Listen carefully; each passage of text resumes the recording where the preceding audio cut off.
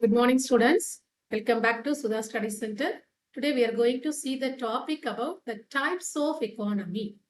Types means the economy is followed in a country in various types. For example, it is a capitalistic or it is a socialistic or it is a mixed economy. So this is called types of economy. So in this topic, economic types are three types. First one is capitalistic economy. Capitalistic economy means it's a production capitalistic economy are privately only. So the manufacturing produce goods and services with the profit motive only because the producers are only the privators. There is no intervention of government. That is why it is called capitalistic economy. So the all decisions are taking only the private individuals, not the government. That is a capitalistic economy. Example of the country, I will say West Germany, Australia, and Japan are the best examples for capitalistic economy. Next, we move to what are the features of capitalistic economy. The first one is private ownership of property and law of inheritance. So there are so many resources are in the country, but the owners are only the private. That is called private ownership of property. That is the first feature of capitalistic economy. And then second one, freedom of choice and enterprise. So each individual is free to carry out any occupation or trade at any place and produce any commodity. So that is called freedom of choice and enterprise.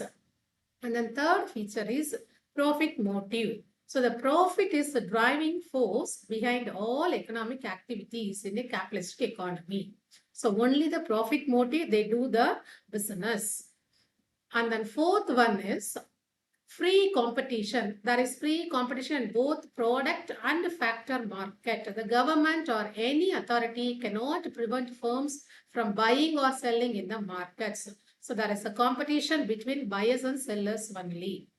And the next one, price mechanism. So price only, the heart of a capitalistic economy. All economic activities are regulated through price mechanism, that is market forces of demand and supply only.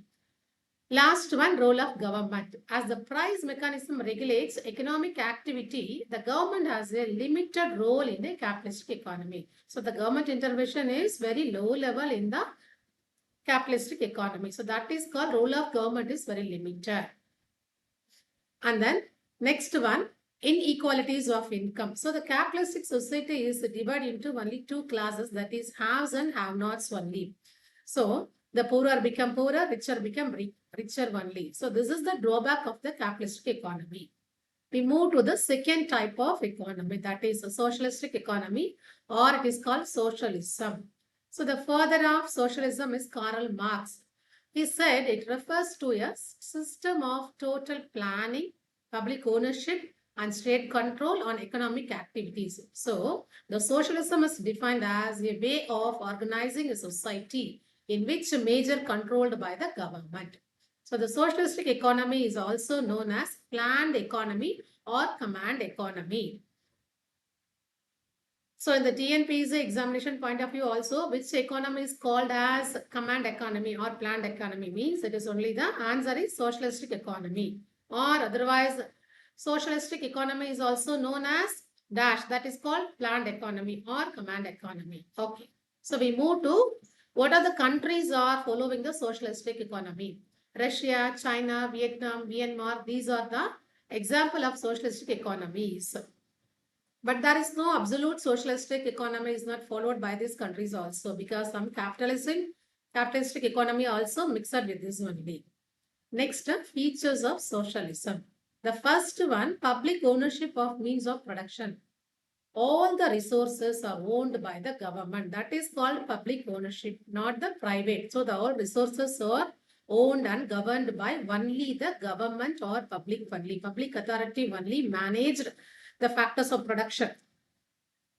Next one, central planning. Planning is an integral part of a socialistic economy. In the system, all decisions and planning authority is taken only by the government, not the private party. And then third feature is maximum social benefit.